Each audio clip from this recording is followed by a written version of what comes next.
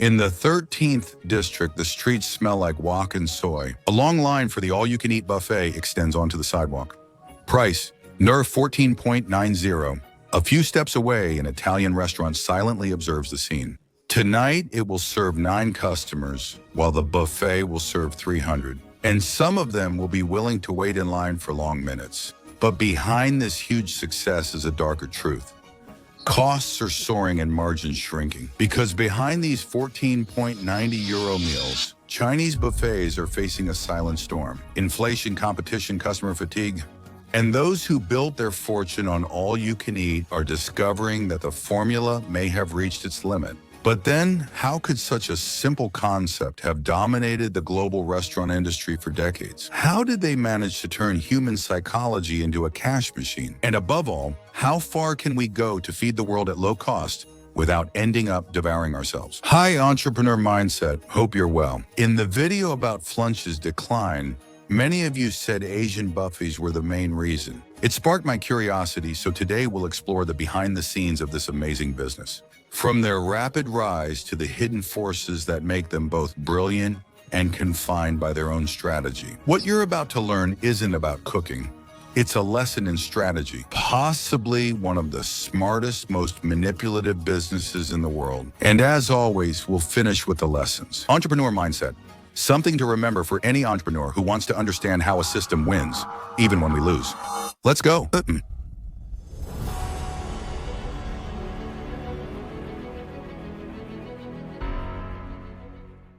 During the 80s and 90s, thousands of Chinese entrepreneurs settled in Europe. With few resources, few networks, but an inexhaustible work ethic. They have to survive in neighborhoods where rents are high, customers are demanding, and competition is fierce. So they invent a model built to last. Lots of customers, low margins, but zero waste. The all-you-can-eat buffet is born from this logic.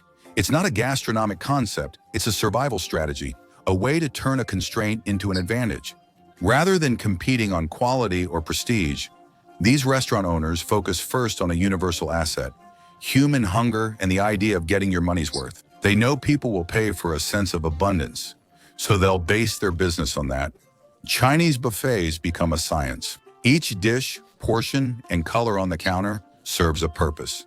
The most profitable ingredients go first. The expensive items, shrimp, beef, fish, are kept in the back, within sight but out of reach of the serving spoon. And most customers never even notice. Everything is designed to fill you up quickly, satisfy you fast, and turn over the tables as quickly as possible. The smells, the heat, the music, everything encourages you to consume without thinking. It's all a performance, a perfectly calibrated illusion. Here, nothing is for pleasure, everything is for efficiency. A customer pays 14.90 or no, actual cost is 4.5, and turnover is hundreds of meals nightly. This isn't cooking, it's an equation. The first buffets thrive because they applied a simple economic truth. For them, volume is king. Profitability comes from the number, not the price. And this logic, repeated, perfected, and copied, turns small neighborhood restaurants into real cash machines. This model, as ingenious as it may be, is based on an illusion. Customers think they're taking advantage of the system, but in reality, it's the system that takes advantage of them. They're buying less food and more of the feeling that they've won. And it's precisely this illusion of abundance that has allowed Chinese buffets to conquer the world. This brilliant strategy has a flaw that's risky for business. We'll revisit this later, because in the meantime, those who understood how to run their restaurant have made colossal fortunes from it.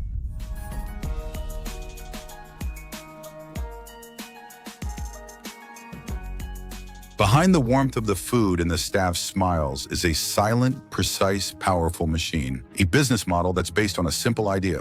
Make little on each person, but make money from everyone. Because everyone wonders how they make money by giving so much food for barely more than the price of a McDonald's menu. It begins by calculating the real cost. Each ingredient is selected for price, shelf life, and effectiveness. To curb hunger, you get it. Rice, noodles, vegetables. They're cheap, very filling, and easy to prepare in large quantities. The more expensive products will be diluted, mixed, covered in sauce, or placed farther away. That way, even at an all-you-can-eat meal, the customer fills up before reaching what's most expensive. But the key to profit is here, turnover. Tables should never stay empty. 40 to 50 minutes per customer is the ideal pace. Enough time to eat, but not to linger. As one group finishes dessert, Another waits outside. Every free minute is a loss. Every minute gained is extra profit. Then comes the labor. At many buffets, teams often consist of relatives or friends from the same village. Everyone works a lot, often without a fixed schedule, but the money stays within the circle. That's economic solidarity, a system where loyalty replaces contracts. It's tough, but very effective. The biggest secret isn't in the kitchen or dining room. It's in customer psychology. The fact that it's all you can eat makes your brain want to get your money's worth. You eat more than you need, you go back, you try everything. But after 20 minutes, your stomach is full. And the restaurant owner profits with the buffet. He sold a feeling of freedom while keeping total control over your choices. The scientific precision and rigor made the model so strong. Every plate, every minute, every gesture will serve a single idea, turning human predictability into massive profit. Perfection comes at a cost. Greater efficiency makes the system more reliant on its own limits. Fixed costs, inflation, fatigue, and buffet competition, that's where the flaw we mentioned earlier starts. The one that will ultimately determine who survives and who shuts down.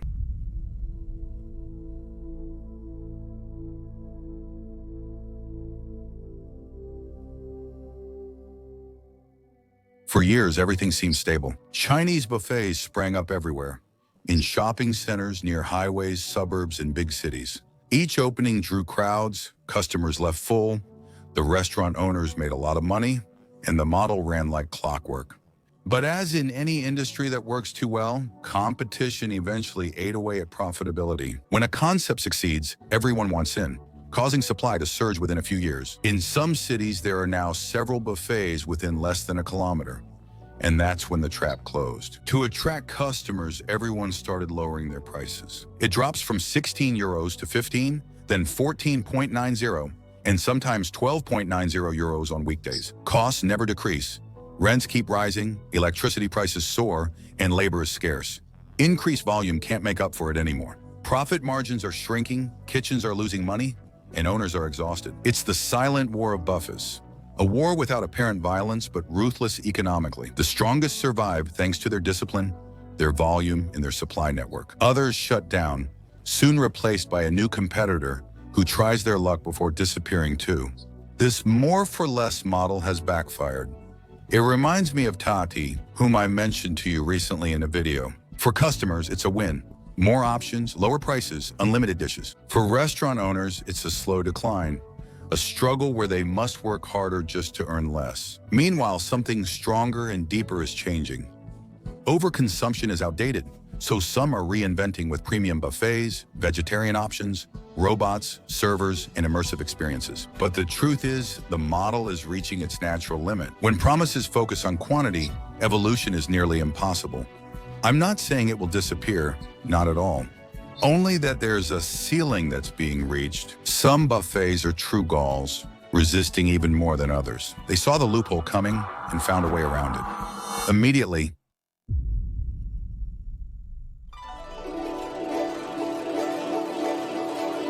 some Chinese buffets realized that all you can eat was no longer enough, that the price war only leads to one thing: bankruptcy. These restaurant owners kept the model's basics: volume, speed, and turnover. But they changed the perception. They're no longer selling a cheap meal, they're selling an experience. New generation buffets follow major brand strategies: storytelling, staging, a clear positioning, dim lighting, a better organized buffet, staff trained to welcome rather than to supervise.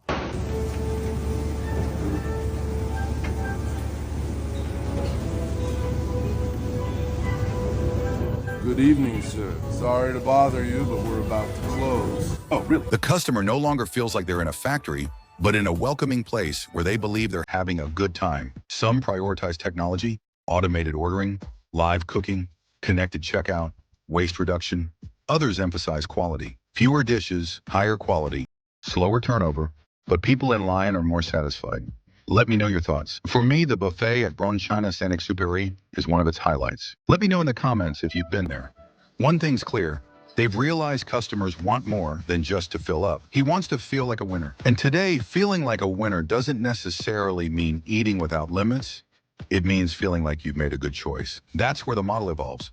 From the mass buffet to the strategy of perception, it's no longer just a question of quantity, but of trust, image, and identity.